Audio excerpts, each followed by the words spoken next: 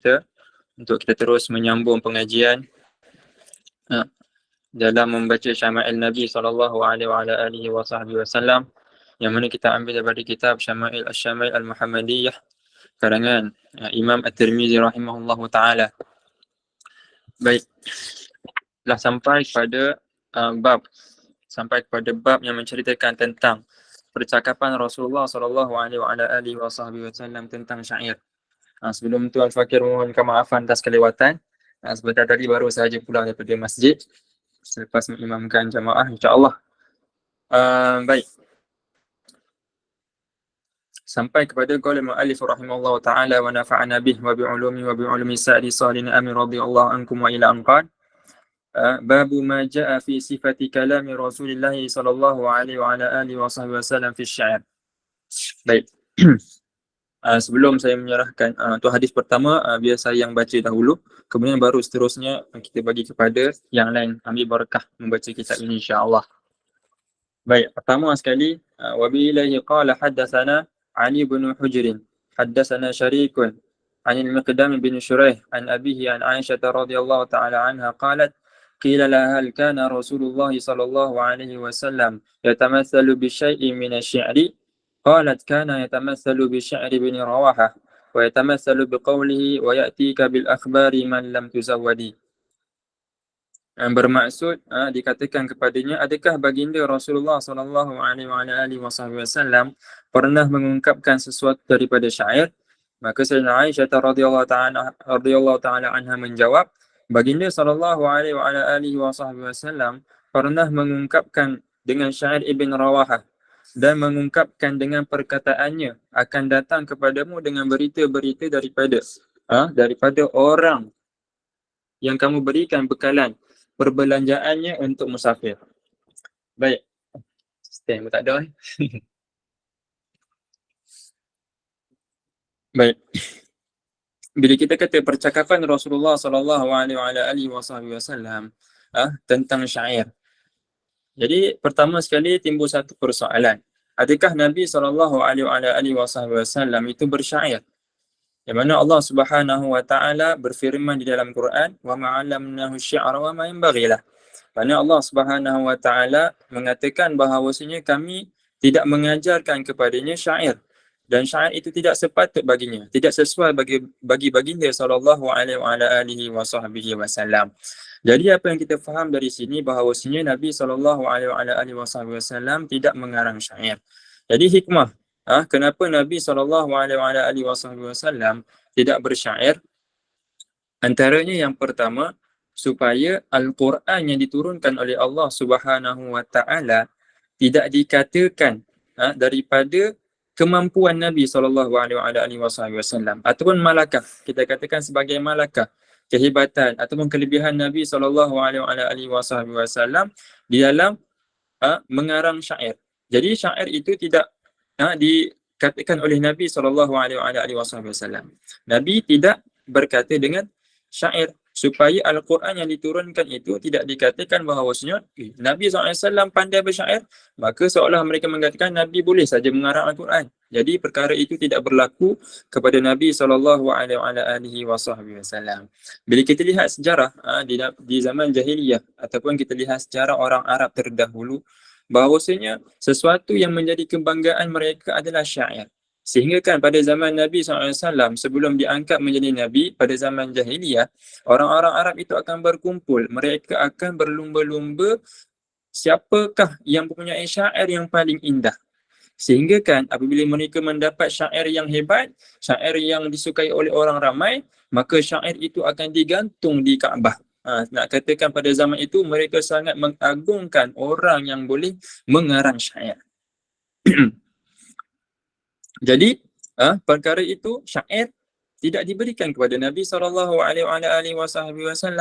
kerana Allah Subhanahu wa taala memberikan sesuatu yang lebih hebat daripada syair, iaitu Al-Quran, iaitu kalam Allah Subhanahu wa taala. Kita perasan bahawa Nabi SAW, Nabi ni ummi. Nabi ni tidak pandai membaca, tidak pandai mengira. Yang mana kita lihat perkara ini kelebihan bagi Nabi tetapi kekurangan bagi orang lain. Ini adalah pengkhususan bagi Nabi SAW. Bukan bermaksud apabila Nabi SAW tidak pandai bersyair, itu adalah kekurangan bagi Nabi. Tidak.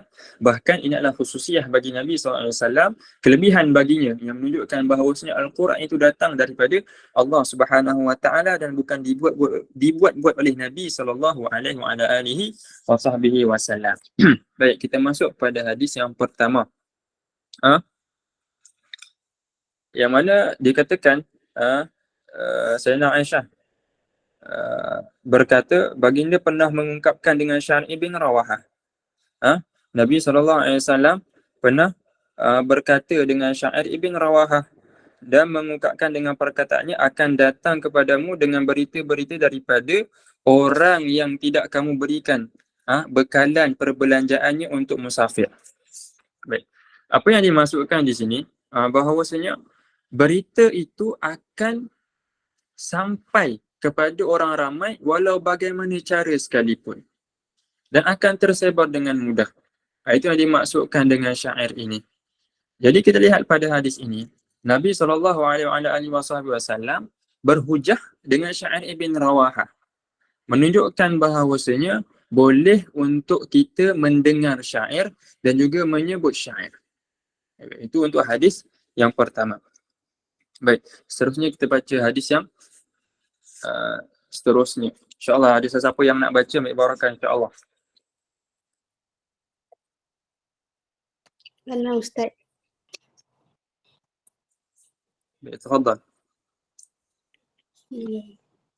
حدثنا محمد بن بشار قال حدثنا عبد الرحمن بن مهدي قال حدثنا سفيان الثوري عن عبد الملك بن أمير قال حدثنا أبو سلامة عن أبي هريرة قال قال رسول الله صلى الله عليه وسلم إن أصدق كلمة قالها الشاعر كلمة لبيد على كل شيء ما قال الله باطل وكاد أمية بن أبي صلت أن يسلم.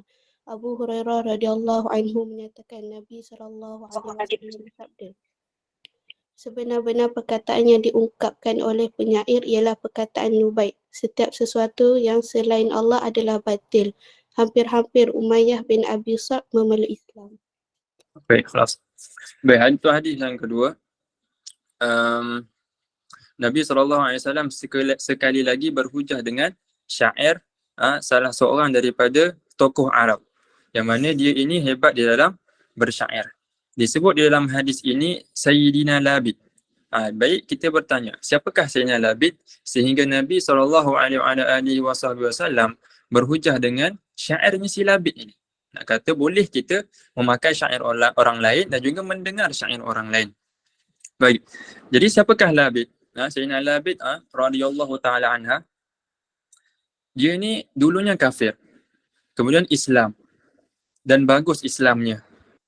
Dan Sayyidina Labid ini dia tidak mengatakan syair ataupun mengarang syair selepas dia masuk Islam.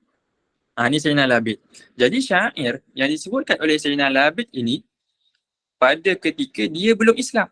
Ada syair yang kita baca sebentar tadi, ala kullu syai'in ma khalallahu batilun wa kada Umayyah bin Abi Salti an yuslim. Baik. Baik, jadi Sayyidina Labid radhiyallahu taala anhu tidak menyebut syair selepas Islam. Kenapa? Sayyidina Labid mengatakan bahawasanya yakfini bil Quran. Cukuplah dengan aku itu Al-Quran. Dengan adanya Al-Quran, Sayyidina Labid terus tutup mulut, tak nak mengeluarkan syair. Katanya cukuplah ada Al-Quran itu yang mengeluarkan kalimah-kalimah yang tidak pernah disebut oleh orang sebelum itu. Baik, ini syair Labid. Labid ni sahabat Nabi SAW, antara penyair-penyair yang hebat. Baik, dikatakan di dalam hadis ini, ala kullu syai'in ma khalallahu batilun. Ingatlah setiap sesuatu selain Allah Subhanahu wa taala akan binasa. Setiap sesuatu selain Allah Subhanahu wa taala akan binasa. Begitu juga firman Allah Subhanahu wa taala, kullu syai'in halikun illa wajhah. setiap sesuatu itu akan binasa melainkan Allah Subhanahu Wa Taala. Baik, kita perasan tadi bahawasanya syair yang disebutkan oleh Labid ini pada waktu ketika dia belum Islam.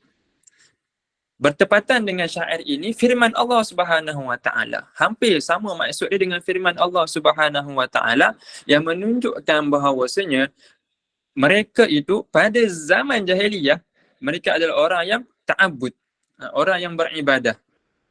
Baik. Ala kullu syai'in halikun illa wajha. Sehingga Nabi SAW berhujah dengan syairnya si Labid ini. Baik. Allahumma salli alaih. Ingatlah setiap sesuatu selain Allah Subhanahu Wa Taala akan binasa, dan hampir sahaja Umayyah bin Abi Salti an yuslima, dan hampir sahaja Umayyah bin Abi Salti masuk Islam kerana syair-syairnya. Baik. Allahumma salli alaih. Umayyah, kenapa Nabi SAW menyebutkan Umayyah bin Abi Salti hampir masuk Islam? Baik, Umayyah bin Abi Salti ni bila kita perasan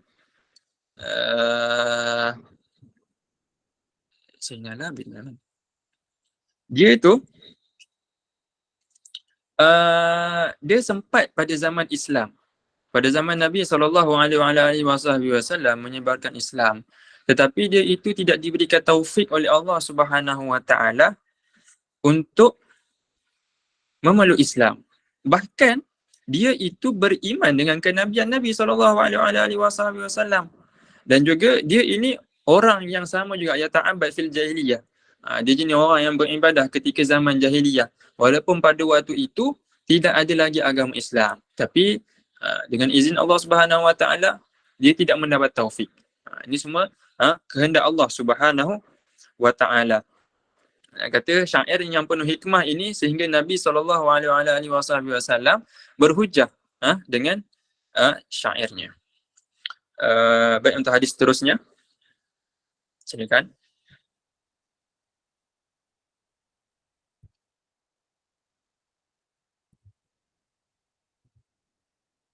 Ada orang nak baca ke? حدثنا محمد بن مسنى قال حدثنا محمد بن جعفر قال حدثنا شعبة عن الأسود بن قيس عن جندب بن سفيان بجلي قال أصاب حجر أصبع رسول الله صلى الله عليه وسلم فدميت فقال هل أنت إلى أصبع دميت وفي سبيل الله ما لقيت. Jundub bin Sufyan al-Bajali radhiyallahu anhu menyatakan terkena jari Rasulullah sallallahu alaihi wasallam batu lalu berdarah, dan baginda bersabda, engkau hanyalah jari jemari yang berdarah sementara luka itu terjadi di jalan Allah. Okey. Untuk hadis yang seterusnya, Jundub bin Sufyan al-Bajali radhiyallahu ta'ala anhu berkata, telah menimpa batu-batu, asaba hajarun usbu'a Rasulullah sallallahu alaihi wa ala alihi wasallam fadamiyat. Dalam hadis ini, Rasulullah sallallahu alaihi wasallam telah ditimpa batu pada jari jemari kaki baginda sallallahu alaihi wa ala alihi wasallam. Kalau kita lihat di dalam matan hadis, ia tidak menyebutkan jari kaki, dia hanya menyebutkan usbu'a, hanyalah jari sahaja. Tapi alhamdulillah dalam terjemah ini terus disebut jari jemari kaki baginda sallallahu alaihi wasallam. Baik, bila kata asaba, telah menimpa, bilakah perkara ini berlaku? Bilakah peristiwa ini berlaku? Ada yang mengatakan ketika peperangan Uhud. Baik, peristiwa ini berlaku ketika peperangan Uhud. Ada juga yang mengatakan ketika sebelum hijrahnya Nabi SAW, yakni masih lagi ketika di kota Mekah. Baik, telah menimpa batu jari jemari kaki baginda Rasulullah SAW lalu berdarah. Jadi baginda SAW bersabda, bukankah engkau hanya jari jemari yang berdarah, dan engkau wahai jari menemui darah berdarah di jalan Allah Subhanahu Wa Taala, ini di medan perang. Baik. Nabi SAW bersabda dengan syair. Bukankah kita katakan tadi bahawasanya Nabi SAW tidak bersyair? Confuse tak kat situ? Baik, bila kita semak dalam syarahan hadis, orang yang pertama menyebut syair ini bukanlah Nabi SAW. Adapun orang yang pertama menyebut syair ini adalah siapa nama dia? Al-Walid bin Al-Walid bin Al-Mughirah. Al-Walid bin Al-Walid bin Mughirah. Ada juga yang mengatakan yang menyebutkan syair ini adalah Ibn Rawahah. Ini menunjukkan bahawasanya bukanlah Nabi SAW yang mengarang syair ini, tetapi Nabi SAW berhujah dengan syair orang lain. Baik. Ayuh. Dikatakan tadi syair ini daripada Al-Walid Ibn Mughirah, ataupun dikatakan syair ini disebut oleh Ibn Rawahah. Ketika mana Ibn Rawahah mengambil panji daripada Sayyidina Ja'far. Ketika Sayyidina Ja'far mati dibunuh ketika memegang panji, Sayyidina Ibn Rawahah mengambil panji tersebut. Pada saat ketika Ibn Rawahah dipukul dengan pedang sehingga terputus jari jemarinya, maka dia berkata syair ini. Baik, untuk hadis ini. Baik, hadis yang seterusnya.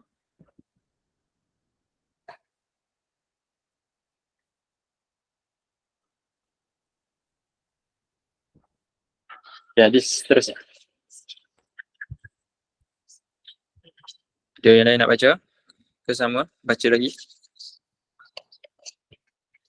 حدثنا بن أبي عمر قال حدثنا سفيان بن عيينة عن الأسود بن قيس عن جندب بن عبد الله البجلي نحوه.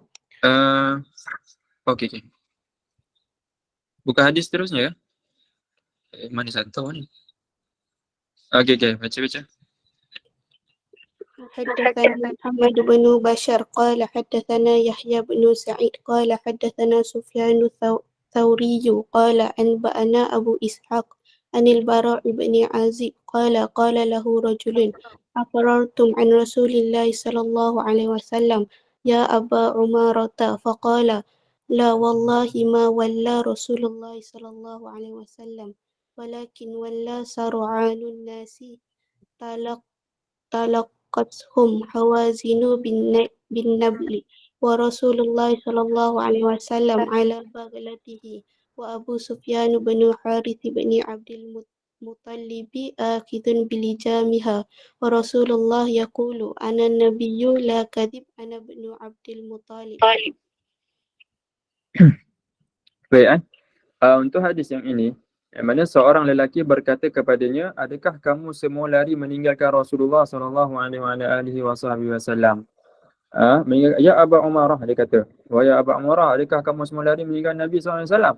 Jadi beliau menjawab, tidak, demi Allah wallahi, baginda SAW tidak pernah berpaling. Tetapi beberapa orang yang terburu-buru berpaling, mereka dicegat oleh puak Hawazin dengan panahan anak panah. Ketika itu baginda Rasulullah SAW berada di atas bagal. Dan Abu Sufyan bin Al-Haris bin Abdul Muttalib memegang tali pengendalinya. Baginda Rasulullah SAW bersabda, akulah Nabi bukan pendusta, akulah anak Abdul Muttalib. Jadi syahid di dalam hadis ini adalah syair yang di terakhir itu. Akulah Nabi bukan pendusta, akulah anak Abdul Muttalib. Dia kata apa? Ana Nabi la kadhib, ana ibnu Abdul Muttalib. Ana Nabi la kadhib, ana ibnu Abdul Muttalib. Dia kata beraninya Nabi SAW pada ketika itu, semua orang pakat berpaling daripada peperangan. Orang pakat lari. Pada waktu itulah Nabi SAW dengan menaiki bagalnya terus ke hadapan. Menunjukkan keberaniannya Nabi SAW pada waktu itu. Dia kata, afarartum, dalam hadis ini, dia kata, kamu semua lari. Jadi, waktu itu berlaku pada peperangan Hunain. Jadi kisah perangan Hunain ni masyhurlah. Kalau kita cerita kat sini mungkin tak cukup waktu.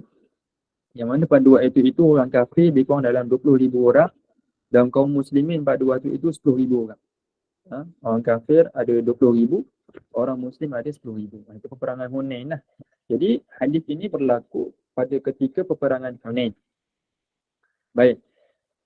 Dan pada waktu itu Nabi sallallahu alaihi wasallam berada di atas bagal. berada di atas baral, yakni haiwan katukan keldai dan juga kuda. Haiwan dinamakan baral itu sebagai duldul. Nabi SAW berkata menamakannya sebagai duldul. Dan baral ataupun baral ini berwarna putih seperti yang disifatkan dalam hadis yang lain. Baik. Hadis seterusnya.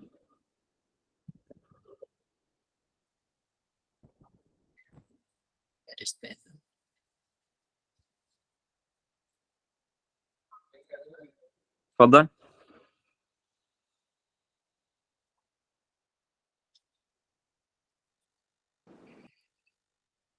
Nak baca bahasa Melayu pun okey.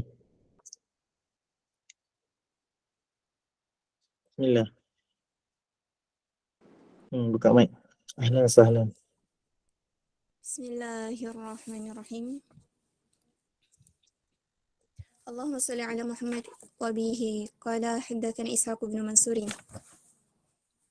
qala hadatsana Abdul Razzaq qala hadatsana Ja'far bin Sulaiman qala hadatsana Thabit an Anas radhiyallahu anhu anhum anna Nabiy sallallahu alaihi wasallam dakhala Makkah fi umratil qada'i wa ibn Rawahah yamshi bayna yadayhi wa huwa yaqulu خلوا بني الكفار عن سبيله اليوم نضربكم على تنزيله ضربا يزيل الهم عن مقيله ويذهل الخليل عن خليله. فقال له عمر يا ابن رواحة بين يدي رسول الله صلى الله عليه وسلم وفي حرم الله تقول الشعر. فقال صلى الله عليه وسلم خل عنه يا عمر فلا هي أسرع فيهم من نطح النبل. Sayyidina Anas radhiyallahu anhu menyatakan ketika Nabi sallallahu alaihi wasallam memasuki kota Mekah untuk melaksanakan umrah qada, Ibnu Ruwaihah berjalan di hadapan baginda sallallahu alaihi wasallam. Rawahah berjalan di hadapan baginda sallallahu alaihi wasallam sambil bersyair, singkirkanlah orang-orang kafir dari jalan Rasul. Kami akan menyerang mereka agar baginda sallallahu alaihi wasallam boleh masuk. Pukulan yang akan memisahkan kepala dari leher, pukulan yang dapat membuatkan seorang kekasih melupakan kekasihnya. Lalu Umar radhiyallahu anhu berkata, wahai Ibnu Rawahah, di hadapan Rasulullah sallallahu alaihi wasallam di tanah haram Allah engkau bersyair. Rasulullah sallallahu alaihi wasallam bersabda, biarkanlah dia wahai Umar, maka sesungguhnya syair itu lebih cepat menusuk kalbu pada mereka daripada tusukan panah. Baik. Jadi syahid di dalam hadis ini Nabi sallallahu alaihi wasallam Ibn Rawahah berjalan di hadapan baginda dan bukan Nabi. Ini Ibn Rawahah. Ibn Rawahah berjalan di hadapan baginda sallallahu alaihi wasallam, kemudian dia menyebutkan syair. Dia kata apa? Biarkan kaum kafir dengan jalannya. Hari ini kami akan memukul kalian dengan Al-Quran yang diturunkan. Dia kata dalam syair ini, khallu banil kuffari an sabilih. Al-yawma nadribukum ala tanzilih. Biarkan kaum kafir dengan jalannya. Hari ini kami akan memukul kalian dengan Al-Quran yang diturunkan. Yakni hari ini kami akan menyerang kalian sesuai dengan hukum yang terdapat di dalam Al-Quran. Jadi kenapa Ibn Rawahah menyebutkan hadis ini ketika mereka ingin masuk ke kota Mekah pada waktu itu, yakni kami binasakan.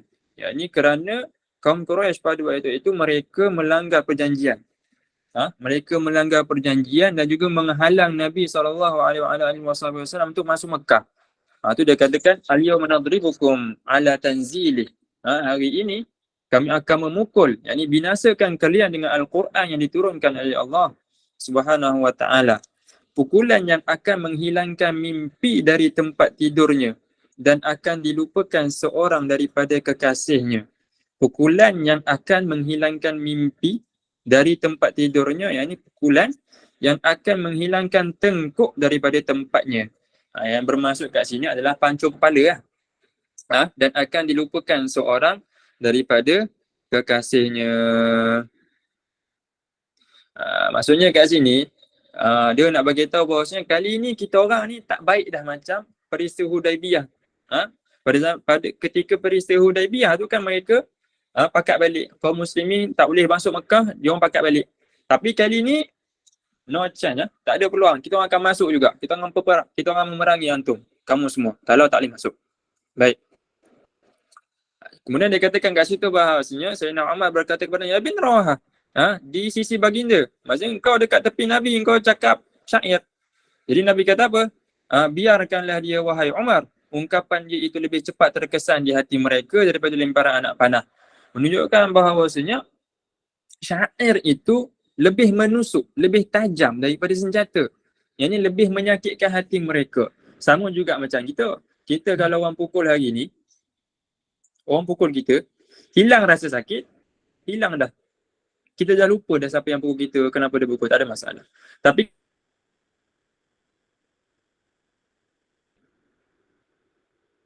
kalau orang duk mengata ke kita rasa sampai 1 tahun, sampai 2 tahun, sampai 10 tahun, sampai dah beranak pinak pun kita masih ingat lagi apa yang dia kata kat kita.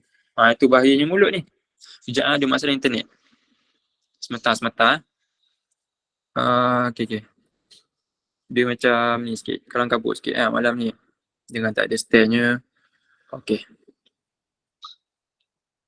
setakat ni jelas Okay, ada yang seterusnya. Baca Melayu saja pun tak apa. Biar cepat sikit. Boleh dah? Tak sini tak apa dah. Okay.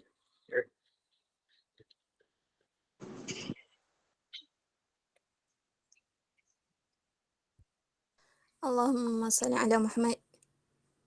Sayyidina Jabir ibn Samurah radhiyallahu anhu menyatakan, aku duduk berbual bersama Rasulullah sallallahu alaihi wasallam lebih dari 100 kali. Sahabat-sahabatnya bersyair dan mengenang berbagai peristiwa di zaman jahiliyah.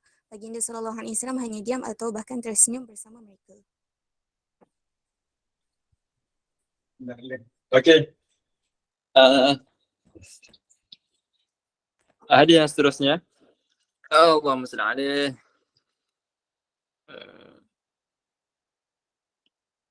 Ada 248. Jabir bin Samurah.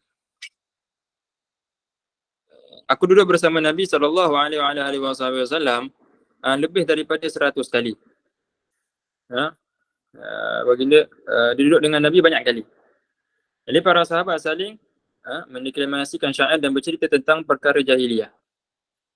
Sesuatu budaya kemasyarakat masa lampau sebelum kedatangan Islam dan sebelum baginda SAW diutuskan.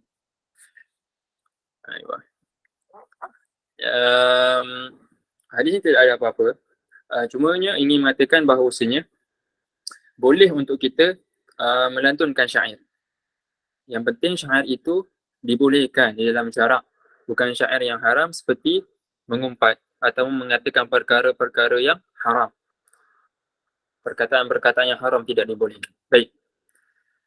Dalam hadis ini kita lihat Nabi SAW hanya berdiam. Dalam keadaan Nabi SAW pada waktu itu boleh sahaja untuk menghalang. Ini menunjukkan bahawasanya perbuatan yang mereka buat itu dibolehkan.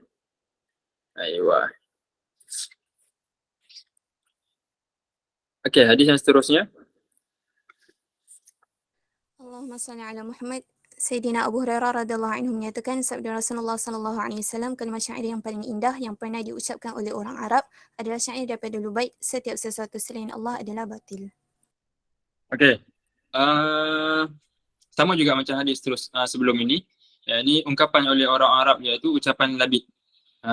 Ala kullu syai'in ma khalallahu batil. Sama macam hadis yang kita baca sebentar tadi, siapakah itu labid dan apa yang dikatakan oleh Sayyidina Labid.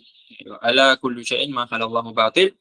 Seperti firman Allah Subhanahu wa taala, kullu syai'in halikun ila wajhah. Baik, hadis seterusnya.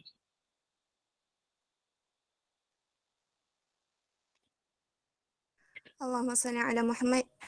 Sayyidina Syarib bin Su'aid radhiyallahu anhu menyatakan, aku menaiki kenderaan di belakang Rasulullah sallallahu alaihi wasallam sambil aku bersyair 100 rangkap dari kata-kata Umayyah bin Abi Sa'd. Setiap kali aku bersyair serangkap syair berkata Nabi sallallahu alaihi wasallam, teruskan. Sehinggalah aku bersyair 100 rangkap, berkata Nabi sallallahu alaihi wasallam, ia hampir masuk Islam. Baik, sama juga seperti yang kita sebutkan sebelum tadi. Terusnya. Allahumma salli ala Muhammad. Sayyidatina Aisyah radhiyallahu anha menyatakan Rasulullah sallallahu alaihi wasallam menyediakan mimbar untuk Hasan bin Thabit dan dia berdiri di atasnya. Menyatakan syair berbentuk bangga dengan Rasulullah ataupun mempertahankan Rasulullah, dan Rasulullah sallallahu alaihi wasallam bersabda, sesungguhnya Allah membantu Hasan dengan Ruh Kudus selagi mana dia mempertahankan atau dia berbangga, yakni melalui syairnya dengan Rasulullah sallallahu alaihi wasallam. Okay. Jadi Nabi SAW dia meletakkan satu mimbar. Ini Nabi SAW meletakkan satu mimbar untuk Hasan bin Sabit supaya dia buat satu syair yang membangga-banggakan Nabi SAW. Dia mempertahankan Nabi SAW. Nabi sendiri dia sediakan tempat untuk Hasan bin Sabit untuk melantunkan syair. Jadi Nabi SAW bersabda, sesungguhnya Allah Subhanahu Wa Taala membantu Sayyidina Hasan bin Sabit, yakni melalui perantaraan Ruhul Qudus. Jadi siapakah Ruhul Qudus? Ruhul Qudus ini adalah malaikat Jibril alaihi salam. Sayyidina Jibril alaihi salam. Bermaksud setiap apa yang disampaikan oleh Hasan bin Sabit ia dibantu oleh malaikat Jibril. Ketika beliau melantunkan syair, makna-makna syair, itu ilham, itu dibantu oleh Sayyidina Jibril alaihi salam. Jadi Sayyidina Jibril alaihi salam membantu Hasan bin Sabit.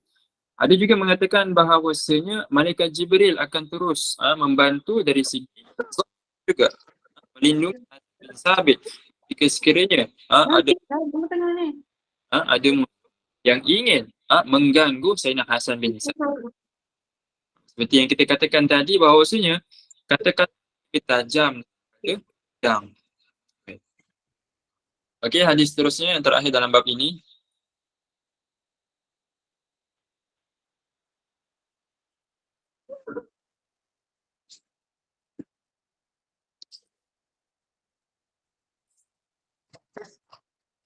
Ada yang baca?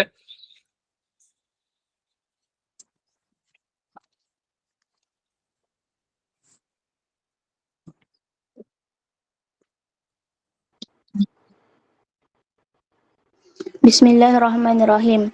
Wa bihi qala hadatsana Ismail bin Musa wa Ali bin Hujrin kilahuma qala hadatsana bin Abi Zinadi an abihi an Urwata an Aisyah radhiyallahu anha wa anhum an Nabi sallallahu alaihi wasallam mithlahum. Seumpamanya. Baik. Tamam. Hadis seterusnya. Okey, bab yang seterusnya. Okey. Babu ma jaa fi kalami Rasulillah sallallahu alaihi wa ala alihi wasallam fi sama. Kita sampai pada bab seterusnya yang menceritakan tentang percakapan Rasulullah sallallahu alaihi wa ala alihi wasallam di malam hari. Ini bersembang di waktu malam. Ayo. Bila kita masuk dalam bab ini, menunjukkan bahawasanya yang pertama adalah jawaz. Dibolehkan untuk kita bercakap pada waktu malam. Kita akan baca hadis. Yang mana hadis ini juga akan mengeluarkan faedah-faedah. Tapi tak apa kita menyebutkan bahawasanya antaranya yang dibolehkan. Perkara ini dibolehkan. Kemudian yang kedua, bercakap dengan perkara yang bermanfaat. Ayo. Ketiga, tidak menyebut sesuatu yang melanggar syariat. Ketiga, tidak menyebut sesuatu yang melanggar syariat seperti mengumpat dan sebagainya. Baik, hadis, kita baca hadis insyaAllah. 38. Bismillahirrahmanirrahim. 38 bab mengenai sembang Rasulullah sallallahu alaihi wasallam pada waktu malam. Sayyidatina Aisyah radhiyallahu anha menyatakan pada satu malam Rasulullah sallallahu alaihi wasallam bercerita kepada isteri-isteri baginda. Seorang daripada mereka berkata, cerita itu hanyalah sebuah dongengan, yakni khurafah. Maka Rasulullah sallallahu alaihi wasallam bersabda, tahukah kamu semua apa itu khurafah? Khurafah adalah seorang lelaki dari suku Uzra, suku terkenal di Yaman, yang ditawan oleh jin pada zaman jahiliyah. Dia tinggal bersama mereka beberapa lama. Kemudian pada jin itu mengembalikannya ke dunia manusia dan dia menceritakan kepada orang tentang keanehan-keanehan yang dia lihat di dunia jin. Maka kemudian orang berkata cerita khurafah. Sama jelas mengikut makna hadis yang kita baca tadi, kita menunjukkan bahawasanya apakah itu khurafat dan sebagainya. Salah seorang daripada mereka kata cerita ini seperti cerita khurafat. Pada waktu itu Nabi SAW bercerita dengan isteri-isteri baginda. Baik.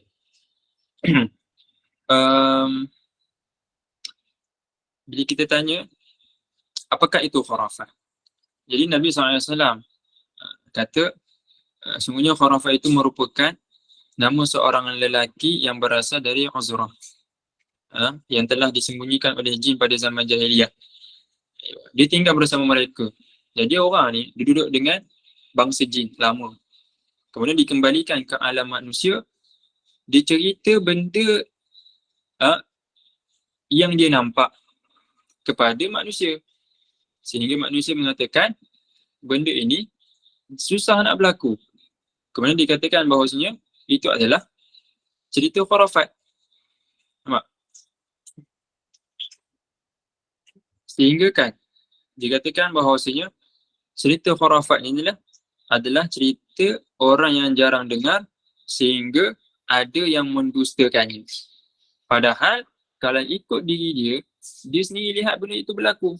Tapi manusia tak pernah lihat benda itu. Jadi mereka mendustakan cerita itu. Sebab itu cerita khurafat.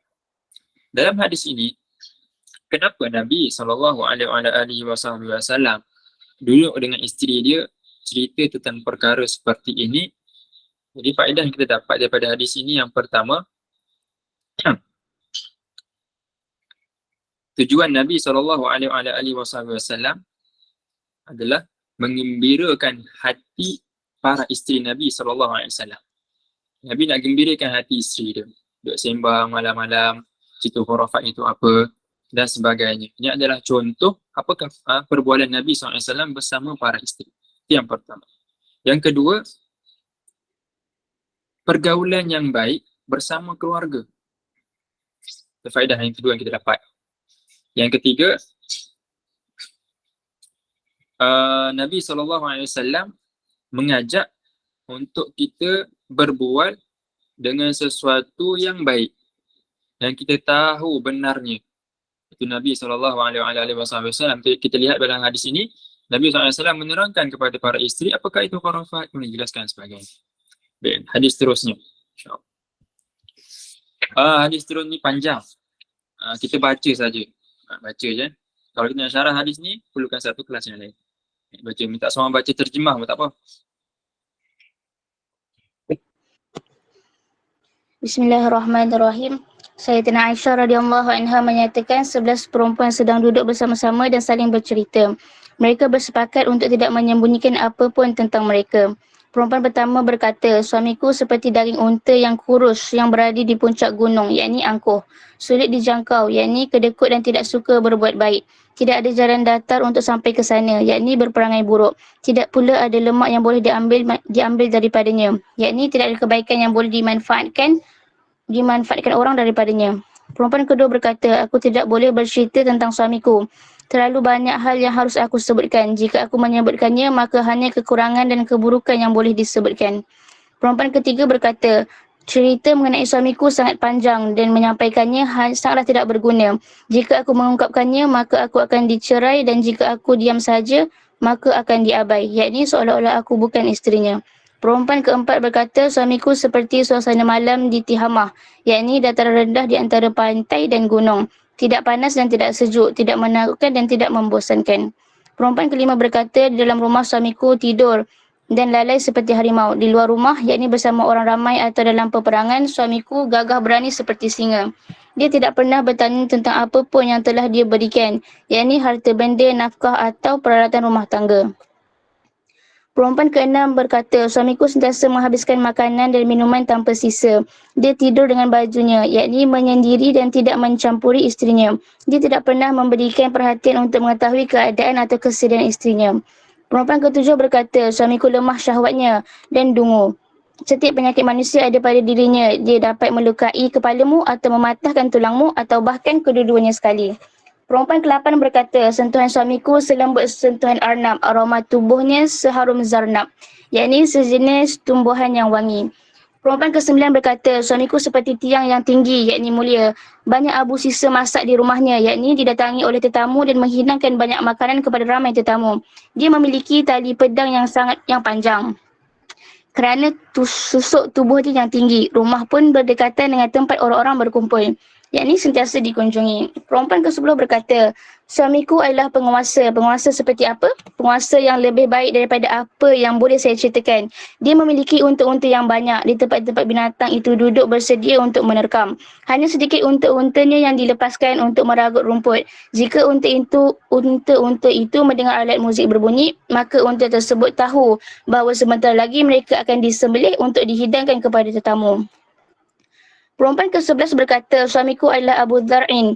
Dia adalah orang yang memberikan perhiasan kepada kedua-dua telingaku, menjadikan aku gemuk dan membuatku senang daripada keluarga pengembala kambing di sudut gunung, yakni keluarga yang miskin. Dia mengangkat aku menjadi sebahagian daripada keluarga pemilik kuda dan unta, keluarga pemilik tanah yang tinggal menikmati hasil tuaian dari ladang. Setiap kali aku bercakap kepadanya, dia tidak pernah mengejekku. Tidurku pun tidak pernah terganggu kerana dia telah memiliki pembantu yang mencukupi keperluannya. Aku boleh minum hingga puas dan kenyang. Kemudian ibu mertuaku, dia memiliki peralatan rumah tangga yang banyak dan rumah yang lapang. Lalu anak lelaki kami, dia adalah anak lelaki yang ramping seperti tangkai kurma terjulur dan akan merasa kenyang hanya dengan memakan sepotong kaki kambing. Kemudian anak perempuan kami, dia adalah anak perempuan yang sentiasa mematuhi kedua-dua orang tuanya. Tubuhnya padat berisi serta sentiasa membuat kawan-kawan yang berasa iri hati kerana kecantikan wajah dan keluhuran budi pekertinya. Lalu pelayan rumah kami, dia adalah pelayan yang pandai menyimpan rahsia, yang pandai menjaga amanah, yang tidak pernah membiarkan rumah kami kotor dan tidak terurus. Suatu hari Abu Zar'in, suamiku keluar rumah. Waktu itu adalah masa ketika susu diproses menjadi mentega. Dia bertemu dengan seorang perempuan yang memiliki dua orang anaknya yang lincah seperti dua ekor harimau bermain di bawah pinggangnya dengan dua buah delima. Maka suamiku menceraikanku dan menikahi perempuan itu. Setelah itu aku menikahi lagi dengan seorang lelaki yang mulia dan dermawan. Binatang tunggangannya adalah seekor kuda yang kuat dan tak kenal lelah. Dia memiliki tombak yang dibuat daripada Khansa, sebuah daerah pesisir di antara Oman dan Bahrain. Dia mengajakku untuk melihat binatang ternakannya yang banyak lalu memberikan kepadaku sepasang daripada setiap itu. Dia berkata kepadaku, makanlah wahai Ummu Dhar'in dan berikanlah sebagai hadiah untuk keluargamu. Jika aku gabungkan segala sesuatu yang pernah dia berikan, maka semua itu tidak akan bererti apa-apa jika dibandingkan dengan bekas paling kecil yang dimiliki oleh Abu Dhar'in. Lalu Aisyah radhiyallahu anha berkata, kemudian Rasulullah sallallahu alaihi wasallam berkata kepadaku, aku bagimu sama seperti Abu Dhar'in bagi Ummu Dhar'in. Hadis tentang 11 orang 11 orang perempuan duduk bersembang antara dia dan menceritakan hal keadaan suami masing-masing. Baik, jadi hadis ini sesuai untuk kita baca lebih-lebih lagi untuk orang yang sudah berkahwin. Dan kita contoh bagaimana Abu Zar' Nabi SAW. Kita lihat juga bahawa Nabi SAW kata apa? Aku untukmu seperti Abu Zar'in dan Ummu Zar'in. Jadi Nabi SAW seperti Abu Zar'in tentang pada sifat kesetiaannya dan juga kedermawaannya. Bukan dengan sifat firqah ataupun tolak yang dibuat oleh Abu Zar'. Jadi perkara seperti ini boleh kita contohi, yang baik kita ambil. Bukan masalah talak antara Abu Zar' dengan Ummu Zar'. Baik, kita masuk pada bab yang seterusnya, ceritakan tentang sifat naumi Rasulullah sallallahu alaihi wasallam, sifat tidurnya Nabi sallallahu alaihi wasallam. Bagaimana Nabi tidur, cara Nabi tidur dan sebagainya. Dalam bab ini kita akan ulas secara lebih jelas, insya-Allah. Baik, boleh baca hadis yang pertama dalam bab tidur ni.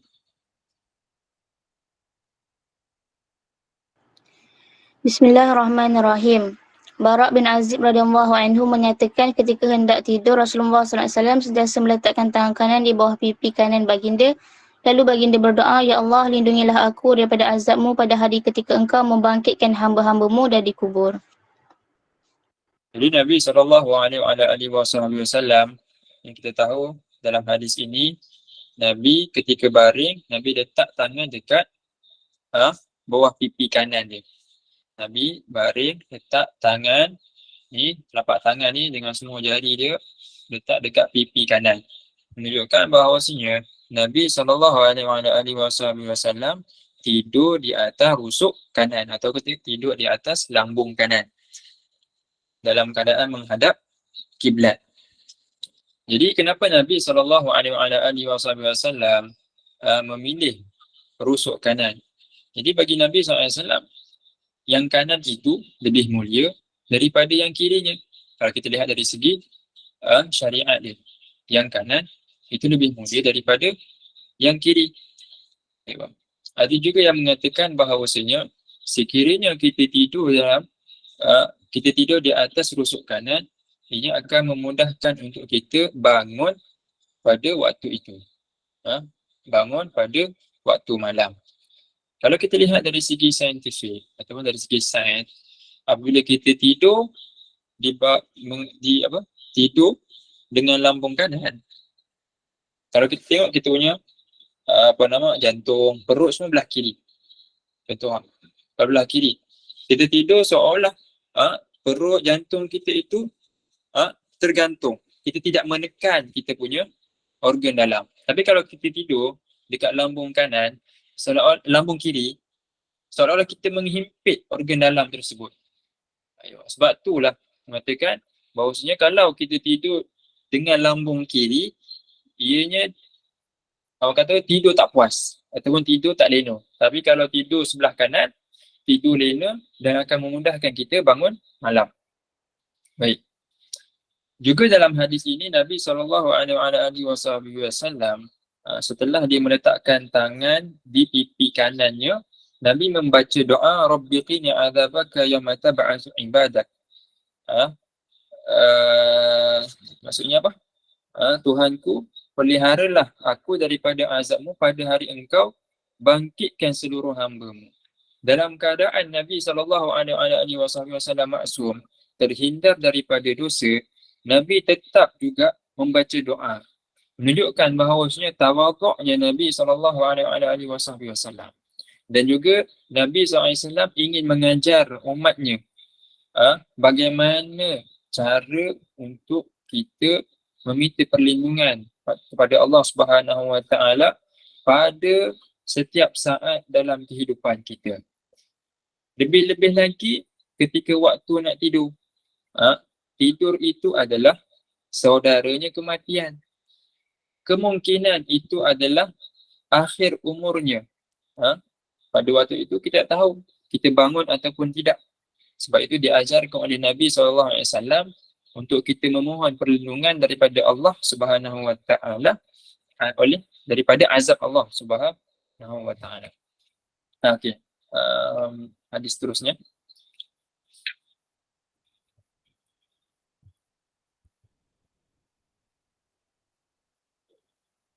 Bismillahirrahmanirrahim. Wa bihi qala hadatsana Muhammad bin Musanna qala hadatsana Abdul Rahmani qala hadatsana Israilu an Abi Ishaq an Abi Ubaidah an Abdullah radhiyallahu anhu mithlahu wa qala yauma tajma'u ibadak. Daripada Abdullah seumpamanya dan berkata hari dikumpulkan, hari mengumpul. Hari berkumpulnya hamba-hamba-Mu. Aywa. Dia seperti hadis yang sebelum ini. Mana Nabi SAW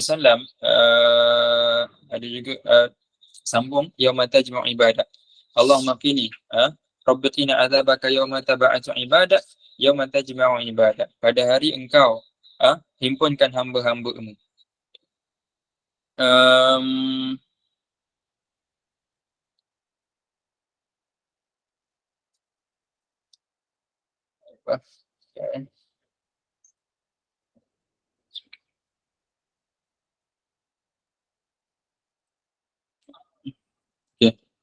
Baik, hadis seterusnya.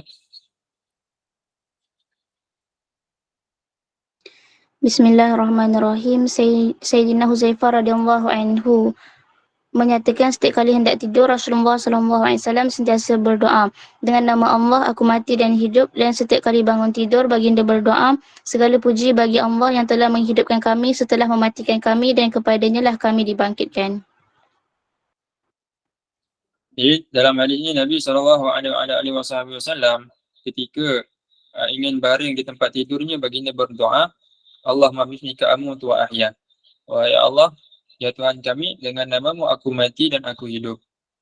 Dan ketika Nabi SAW bangun daripada tidur, Nabi doa juga. Doa apa? Alhamdulillahilladzi ahyana ba'dama amatana wa ilaihin nusyur. Ni daripada Nabi SAW.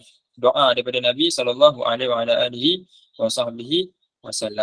Seperti yang kita sebutkan sebelum tadi, baca doa kerana ini mungkin akhir umurnya, akhir hayat kita. Justru itu, seseorang itu disarankan untuk menutup akhir umurnya dengan zikrullah, dengan menyebut nama Allah Subhanahu wa ta'ala. Seperti dalam hadis ini, Allahumma bismika amutu wa ahya. Dengan namamu ya Allah, aku mati dan aku hidup. Dan juga Nabi SAW mengajarkan kepada kita, apabila kita bangun daripada tidur, seolah-olah kita ini dibangkitkan daripada kematian, apakah perkara pertama yang sepatutnya kita buat? Nabi ajar apa? Zikrullah. Ingat Allah Subhanahu wa ta'ala. Alhamdulillahilladzi ahyana ba'dama amatana wa ilaihin nusyur. Ini adalah adab yang diajarkan oleh Nabi SAW. Bila nak mati, sebut nama Allah. Bila hidup dibangkitkan balik, sebut juga nama Allah Subhanahu wa ta'ala. Kita ibaratkan tidur itu seperti mati. Bila nak tidur, sebut nama Allah. Bila dibangun daripada tidur, sebut nama Allah. Dan insya-Allah sekiranya kita mengamalkan adab ini, bila kita mati, kita mampu menyebut nama Allah.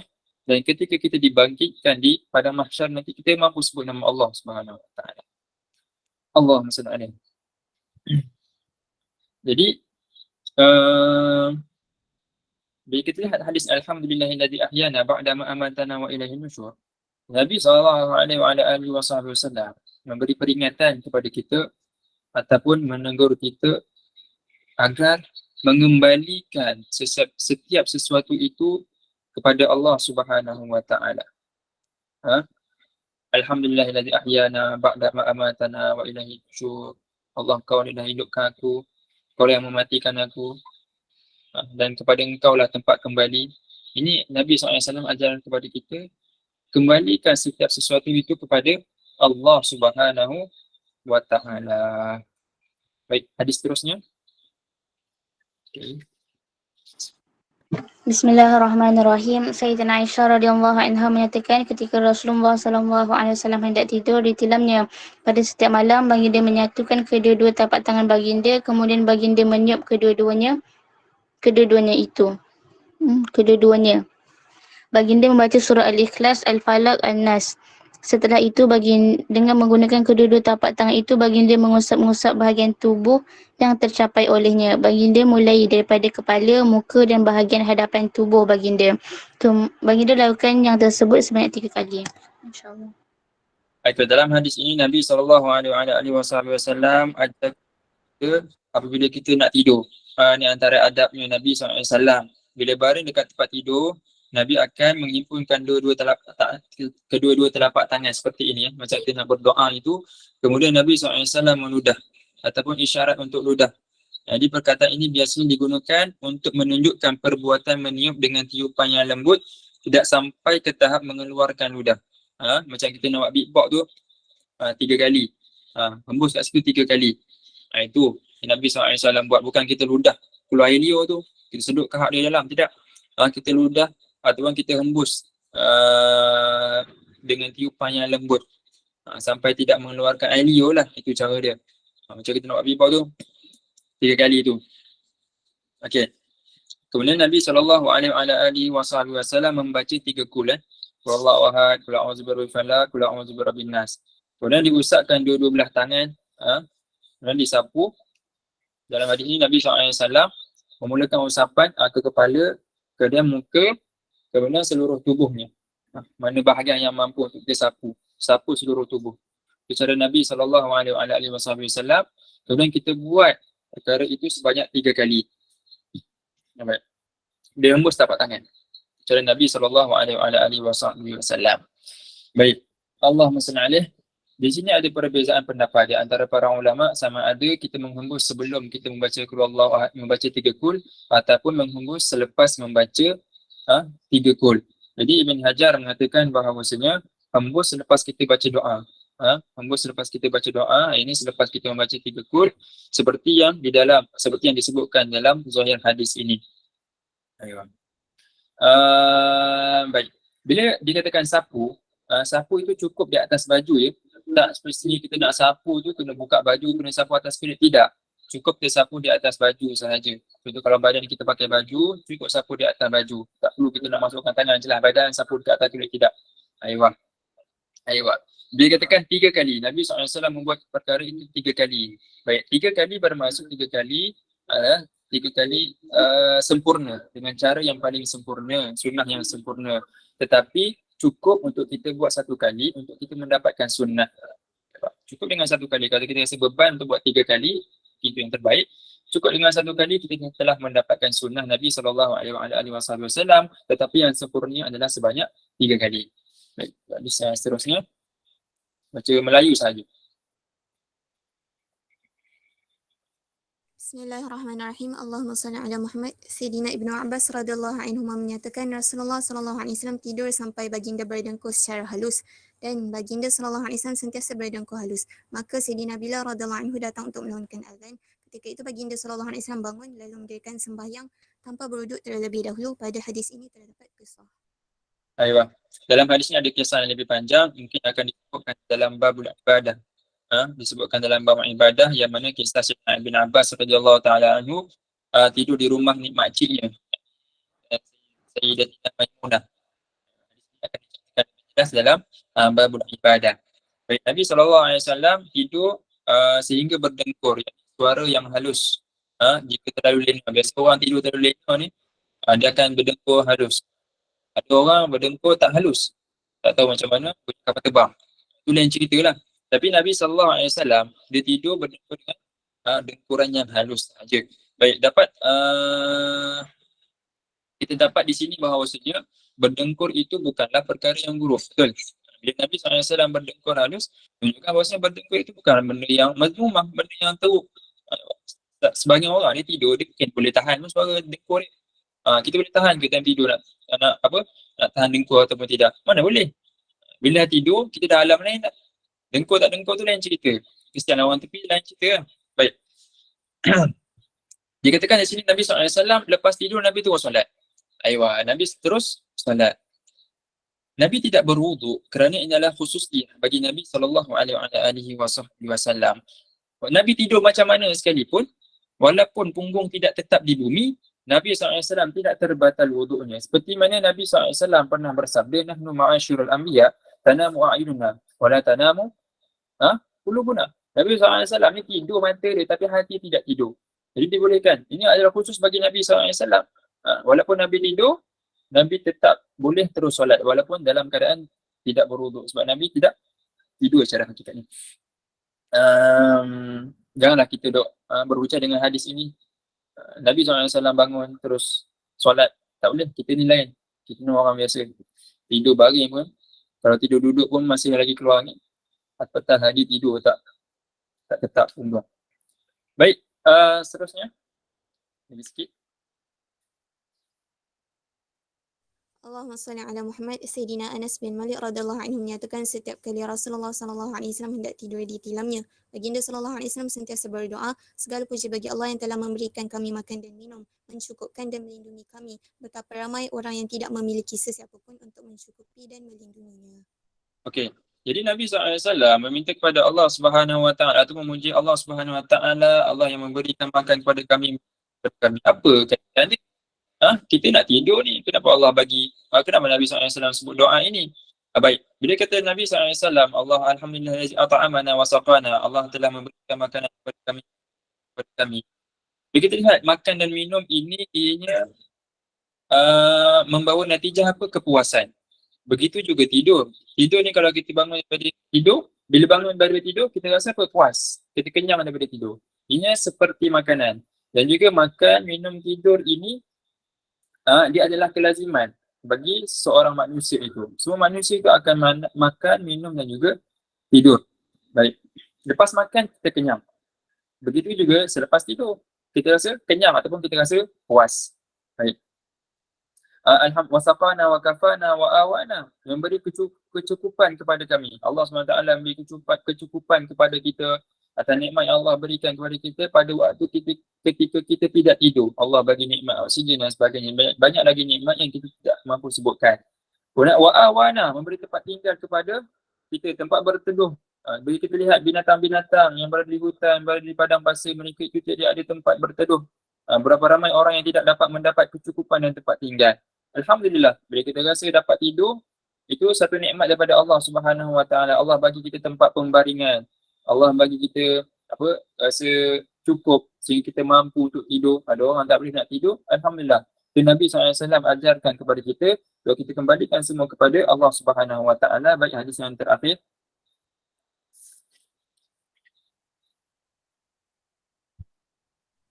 Allahumma salli ala Muhammad. Sayyidina Abu Qatadah radhiyallahu anhu menyatakan, sekiranya Rasulullah sallallahu alaihi wasallam hendak tidur di malam hari, baginda sallallahu alaihi wasallam berbaring menghadap ke sebelah kanan. Jika baginda hendak tidur ketika hampir waktu subuh, baginda sallallahu alaihi wasallam menegakkan lengan dan meletakkan kepala baginda di atas tapak tangan baginda sallallahu alaihi wasallam.